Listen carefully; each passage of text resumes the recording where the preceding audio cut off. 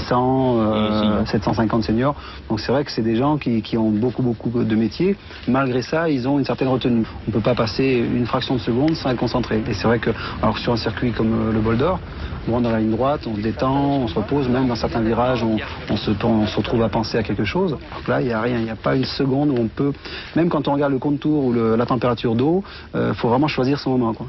C'est un peu fou. Il n'y a qu'ici que j'ai ressenti ce genre de choses, quoi.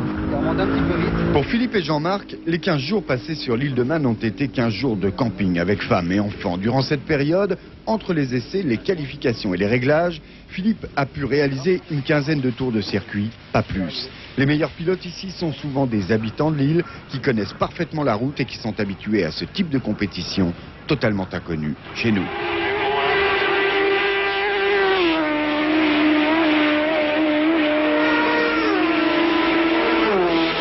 Toutes les catégories ont ici leur trophée. 125, sidecar, Formula One, junior et senior. Pour les sides, par exemple, on compte quelques 80 engagés. Le spectacle est permanent, avec tout de même un risque pour ceux qui suivent l'ensemble des épreuves, le torticolis.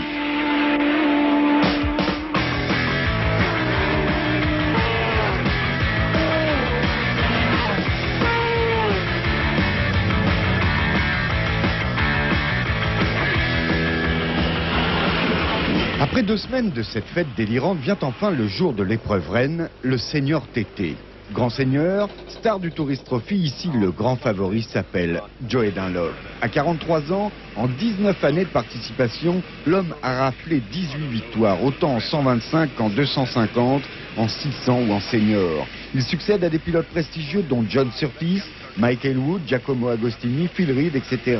Ne cherchez pas son nom dans un quelconque championnat. Joey Dunlop ne court pas d'autres épreuves, mais ici, chez lui, il est le roi.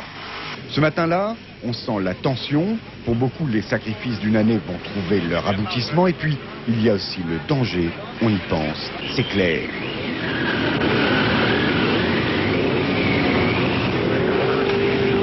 Un départ est donné toutes les 10 secondes. 70 concurrents se sont qualifiés. Et à 10 heures, c'est parti.